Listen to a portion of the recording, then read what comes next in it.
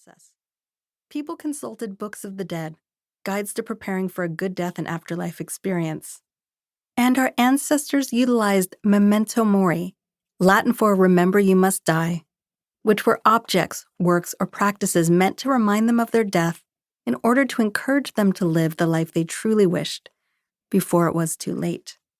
Paradoxically, or so it might seem to us, by forging a relationship with death, our ancestors mitigated their fear of it and were able to live fuller and more meaningful lives.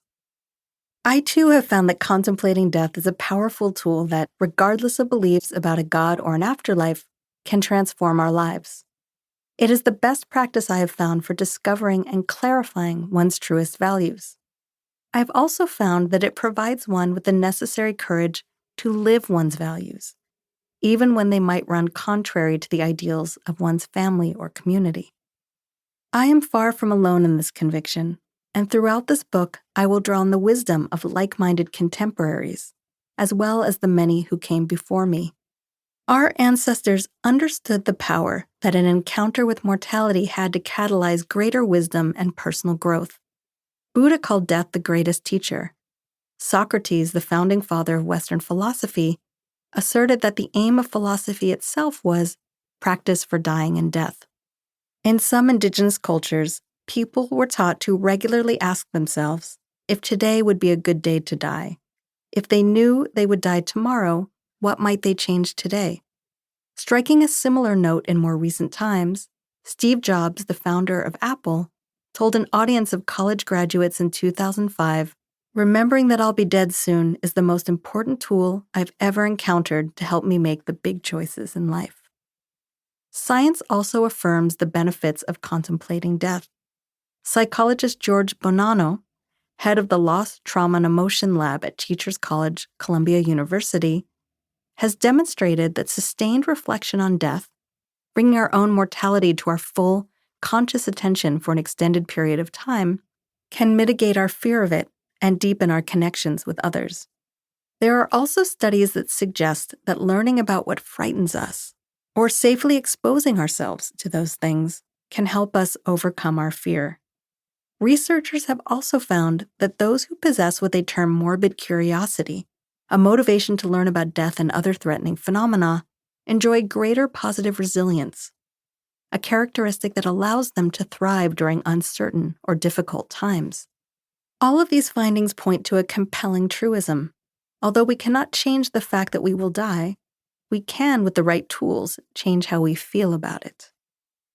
Sogyal Rinpoche, Tibetan Buddhist teacher, said, "Death is like a mirror in which the true meaning of life is reflected." Sociological research tells us that befriending death is good not only for ourselves, but for society. Terror management theory, a field of study based on Ernest Becker's Pulitzer Prize-winning book, The Denial of Death, demonstrates that if one has not come to conscious relationship with one's own death, reminders of mortality can lead to anxiety, aggression, xenophobia, and even violence against others, genocide, and dictatorships.